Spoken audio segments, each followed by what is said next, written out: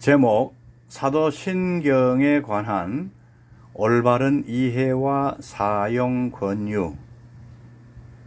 사도신경에 관한 올바른 이해와 사용 권유. 개신교 일각에서는 사도신경을 비판하며 배격합니다.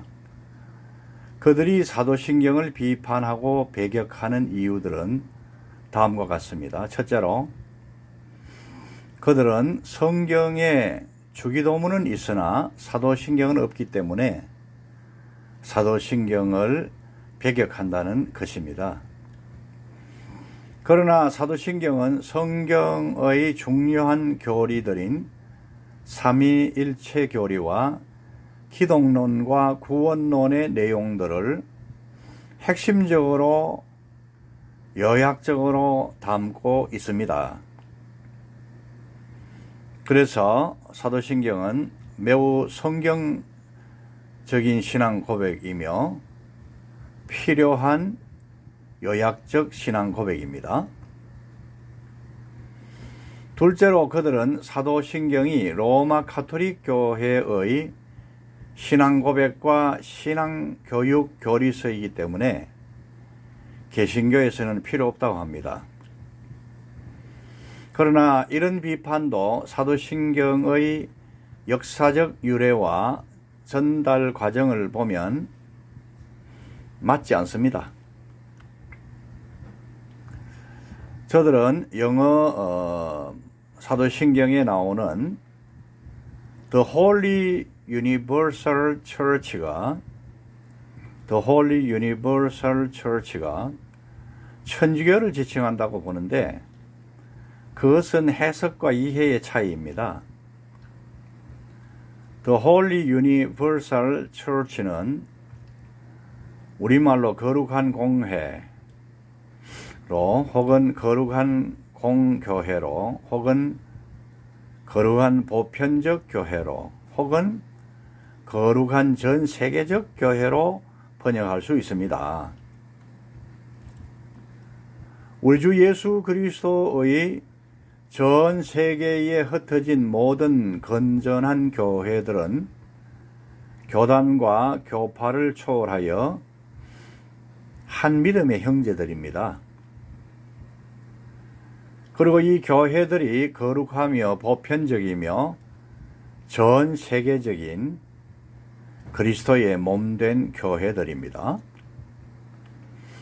그러므로 The Holy Universal Church가 반드시 천주교를 지칭하는 것은 아니라는 것입니다. The Holy Universal Church가 전 세계의 보편적인 교회들을 지칭하는 것으로 볼 수 있는 것입니다. 우리가 사도신경의 역사적 유래와 전달 과정을 보면 신앙 고백이 로마 가톨릭 교회의 전유물이 아니라는 것을 알 수 있습니다. 사도신경은 사도들의 신앙 고백이라는 것이 후전들과 교부들의 정언들과 신경들과 교회들의 신앙 고백들에 의하여 입증되고 있습니다. 사도신경은 초대 안디옥 교회에서 공예배 시에 신앙 고백으로 시작되었다는 주장이 있습니다. 그리고 사도신경은 AD 100년경부터 교회 내에 널리 알려지고 받아들여져 지금까지 전 세계의 건전한 교회들의 신앙 고백으로 사용되고 있습니다. 원래 우리 기독교는 한 뿌리입니다. 예수 그리스도를 시작으로 하여 사도들, 속사도들, 교부들, 그리고 최종 교부라고 부를 수 있는 어거스틴까지 기독교의 신앙은 순수성을 유지하며 하나로 계속 왔습니다. 그러나 그 이후 교회가 로마 교황의 권위와 권력 강화와 면죄부 판매 등으로 중세 약 1000년 동안 타락했습니다. 마침내 1570년에 마르틴 루터와 그 뒤를 이은 존 칼빈 등에 의하여 종교개혁이 일어났으며 천주교와 개신교의 본격적인 분리가 이루어졌습니다. 다시 예루살렘 초대교회 시대로 돌아가 보면 사도신경은 다음과 같은 역사적 선교적 배경과 환경 속에서 만들어졌다는 주장도 있습니다. 우리 주님 예수 그리스도께서 부활 성천하신 후 오순절 성령 충만의 능력을 받은 제자들이 열심히 능력 전도를 하여 교회의 부흥과 성장을 이루며 신앙생활에 본을 보이면서 전진해 나아갔습니다. 예루살렘 초대교회가 급속도로 성장하였고 그 즈음에 교회에 큰 핍박이 불어닥쳤고 핍박과 박해를 피해 사도들과 제자들이 세계로 흩어져 나가기 시작했습니다. 그때 흩어지는 사도들과 제자들이 하나님의 말씀과 예수 그리스도와 성령님으로부터 받은 통일된 정통신앙을 지키기 위한 신앙 고백의 필요성을 절감하고 만든 것이 사도신경이었다는 주장이 있습니다. 최초의 사도신경은 사도들이 한 절씩 고백한 신앙의 내용들을 종합하여 만든 것이라고 합니다. 사도신경이라는 명칭을 처음 사용한 사람은 어거스틴의 서성격인 위대한 밀란의 감독 암브로스 혹은 암브로시우스라고 불려진 교부였습니다. 그는 12사도들이 한 절씩 말한 것들을 모은 것이 사도들의 신앙고백이라고 했습니다. 암브로스는 사도신경은 영적인 인장이고 우리의 마음의 묵상이며 늘 현존하는 보호자이고 우리 영혼의 보물임이 확실하다고 말했습니다. 라틴어 번역 성경 벌게이트 역본의 번역자이며 신약 성경 주석가였던 교부 제롬도 이와 비슷한 말을 했습니다. 그도 사도신경은 12사도들이 한 절씩 고백한 사도들의 신앙 고백의 합작이라고 말했습니다.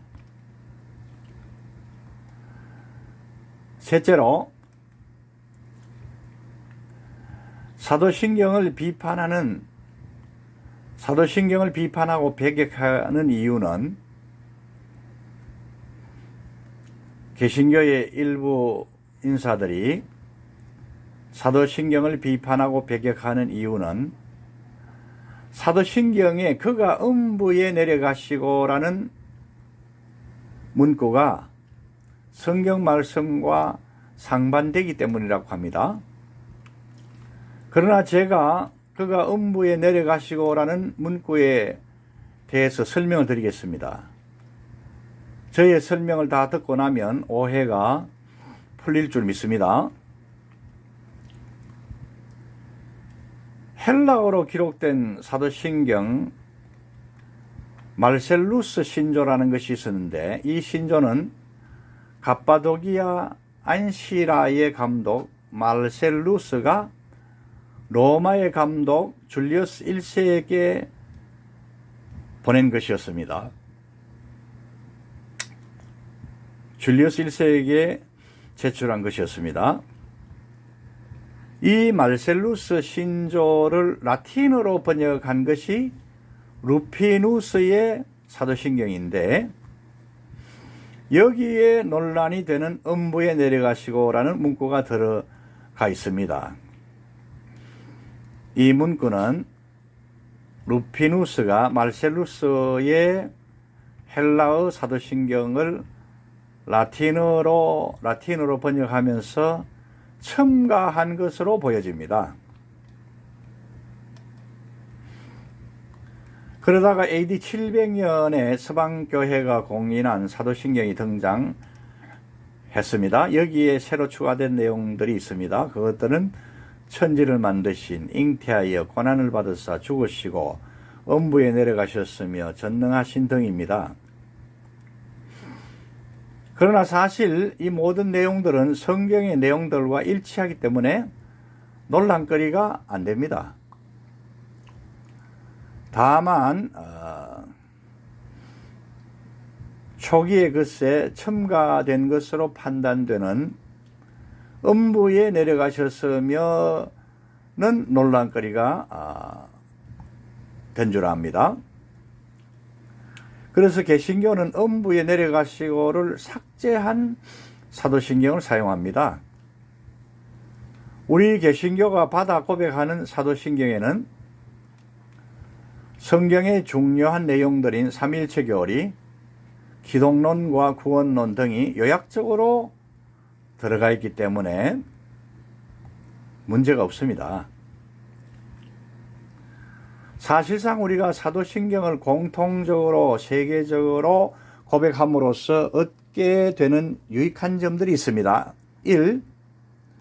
세계교회가 공통된 사도신경을 고백함으로써 신앙의 정통성과 통일성을 확인할 수 있습니다. 2. 사도신경의 내용들을 진심으로 믿지 않고 고백하지 않는 자들의 신앙을 우리가 의심해 볼 수 있습니다. 3. 그리고 우리가 사도신경을 가지고 이단을 구별할 수 있는 근거를 찾을 수 있습니다. 4. 우리가 사도신경을 고백함으로써 성경의 핵심 진리들을 요약적으로 공부하고 익힐 수 있습니다. 이상과 같은 여러 가지 유익한 점들이 있는데 왜 일부 개신교 인사들이 좁은 식견과 억지 논리를 가지고 사도신경을 비판하며 배격하는지 참 안타깝습니다. 우리는 예배 시간에 사도신경으로 신앙 고백을 해야 됩니다. 이제 사도신경의 문구 중에서 논란이 되는 음부에 내려가시고라는 것에 대해서 좀 살펴보도록 하겠습니다. 개신교가 사용하는 한글 사도신경에는 음부에 내려가셨다는 부분이 없고 그냥 십자가에 못 박혀 죽으시고 장사한 지 사흘 만에 죽은 자 가운데서 다시 살아나시며 라고 되어 있습니다. 그러나 화란 개혁교회의 사도신경에는 지옥에 내려가셨다가 있으며 하이델베르그 요리문답 제44문에도 이 부분에 대한 설명이 있습니다.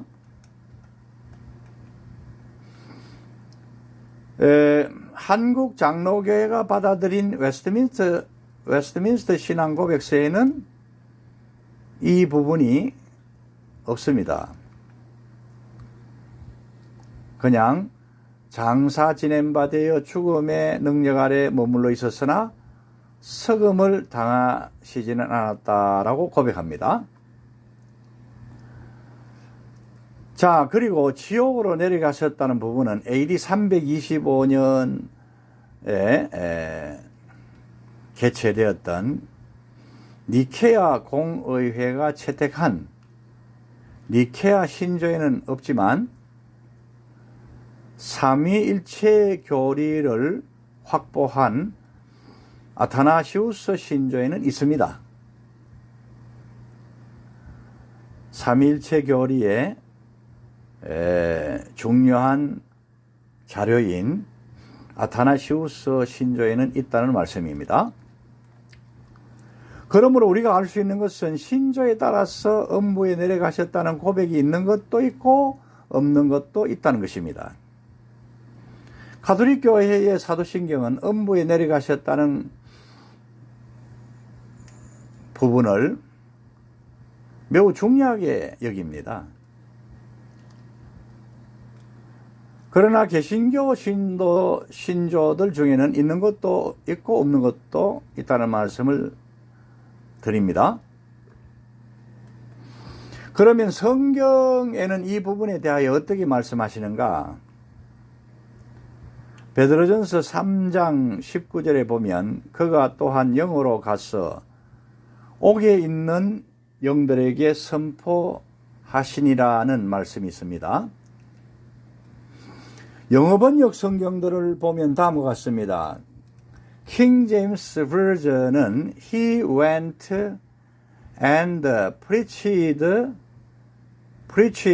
unto the spirits in prison.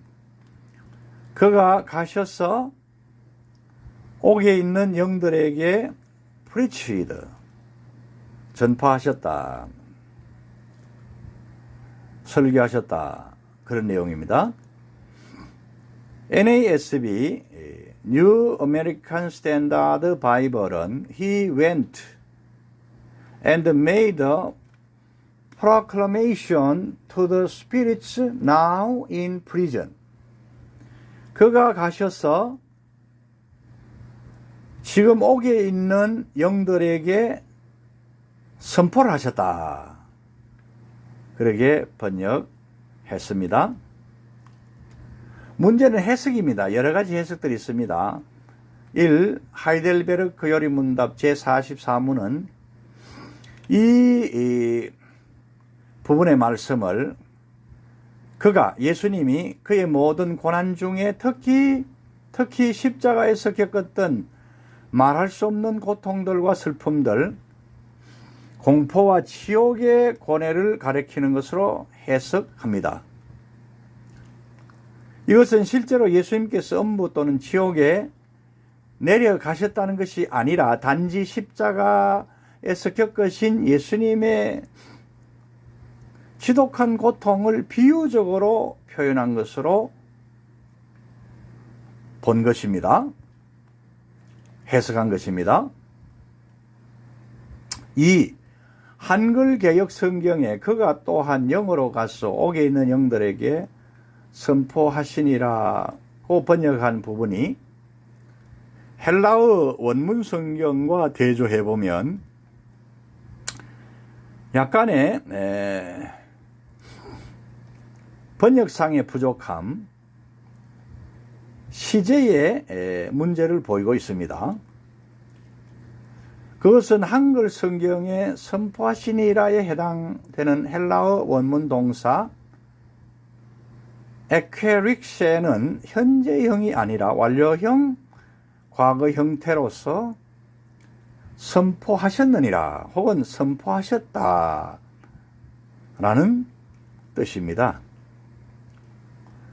3. 어거스틴은 전지전능하신 예수 그리스도께서 성령으로 노아를 통하여 구약 노아 시대의 사람들에게 가셔서 복음을 전한 것이라고 해석합니다. 그런데 왜 옥에 있는 영들이라고 말씀하셨을까? 그 이유는 그들이 그때 노아의 설교를 듣고 불순종한 결과 베드로가 이 성경을 기록할 즈음에 지옥에 있었기 때문이라는 것입니다. 다시 말씀드리면 베드로가 이 편지를 기록할 당시에 그들은 지옥의 영으로 있었다는 것입니다. 그들은 노아 시대에 불순종했던 자들이었음을 베드로는 분명하게 말씀하고 있습니다. 베드로전서 3장 19절의 지옥에 있는 그들이 이 땅에 있을 때 성령께서 노아를 통하여 전하신 말씀, 복음을 듣고도 회개하지 않았고 순종하지 않은 결과 모두 다 대홍수 때 죽었던 사람들이고 그 영들이 그때 옥에 갇히게 된 것입니다. 4. 가톨릭 교회에서는 예수님이 죽으신 후에 실제로 지하 세계에 가서 복음을 전하셨다고 봅니다. 5.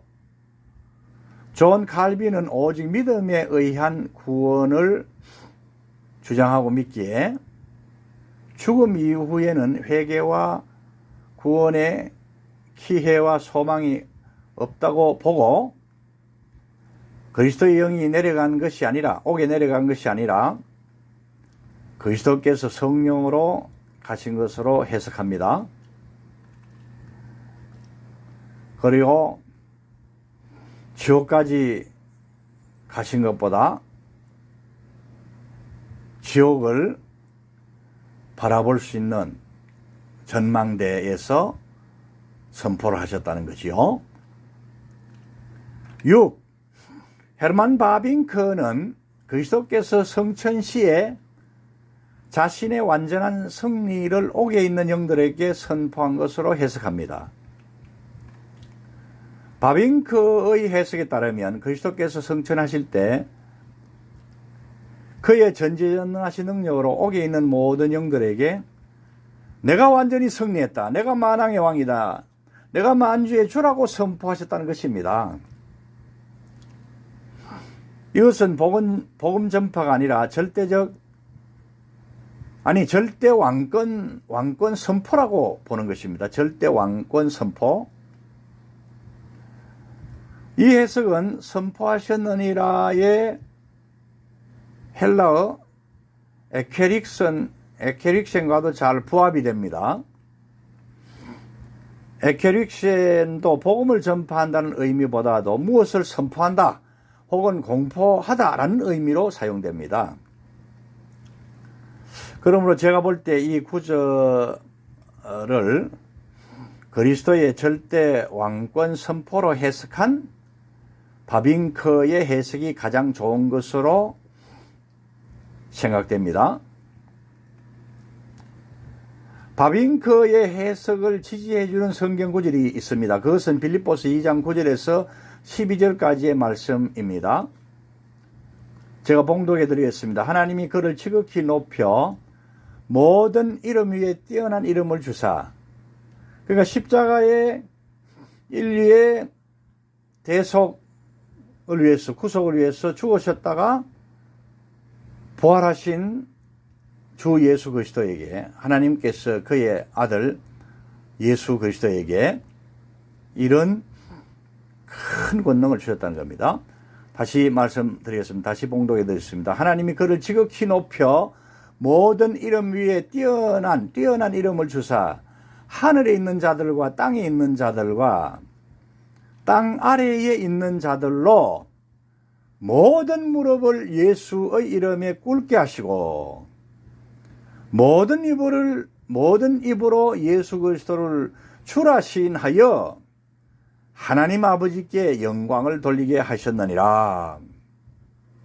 할렐루야. 아멘. 7. 결론적으로 말씀드리겠습니다. 예수님이 음부 또는 지옥에 내려가셨다는 사상은 근거가 없는 것이며 이미 사망한 자들에게 또다시 회개의 기회가 주어진다는 것도 성경의 일관된 진리와 맞지 않는다는 것입니다. 사도신경의 내용이 시대마다 교회마다 약간씩 다릅니다. 현존하는 가장 오래된 사도신경에 대한 기록은 AD 215년 혹은 217년에 기록된 히폴리투스 로마누스의 사도신경인데 거기에는 음부에 내려가셨다는 부분이 없습니다. 그리고 그 후에 이어서 나오는 4개의 문서에도 없습니다. 그러나 앞에서 잠깐 말씀드린 바와 같이 4세기 루피누스의 기록에 처음으로 음부에 내려가셨다는 문구가 나오고, 그 후 6세기 이후에 좀 나오다가 그 외의 대부분 문서에서는 발견되지 않습니다. 따라서 음부에 내려가셨다는 문구는 원래의 사도신경에는 없었는데 후대에 포함된 것으로 판단됩니다. 그래서 개혁교회는 사도신경 중에 음부에 내려가셨다는 부분을 배제합니다. 그 부분은 최초의 사도신경에는 없는 부분이었는데 베드로전서 3장 19절을 오해한 후대에 첨가된 것으로 보입니다. 개혁교회는 음부에 내려가셨다는 부분을 빼고 십자가에 못 박혀 죽으시고 장사한 지 사흘 만에 죽은 자 가운데서 다시 살아나시며 라는 신앙 고백을 합니다. 이제 한글 사도신경 전문을 읽고 마치도록 하겠습니다. 전능하사 천지를 만드신 하나님 아버지를 내가 믿사오며 그 외아들 우리 주 예수 그리스도를 믿사오니 이는 성령으로 잉태하사 동정녀 마리아에게서 나시고 본디오 빌라도에게 고난을 받으사 십자가에 못 박혀 죽으시고 장사한 지 사흘 만에 죽은 자 가운데서 다시 살아나시며 하늘에 오르사 전능하신 하나님 우편에 앉아 계시다가 거기로부터 산자와 죽은 자를 심판하러 오시리라. 성령을 믿사오며 거룩한 공교회와 성도가 서로 교통하는 것과 죄를 사하여 주시는 것과 몸이 다시 사는 것과 영원히 사는 것을 믿사옵나이다. 아멘. 감사합니다.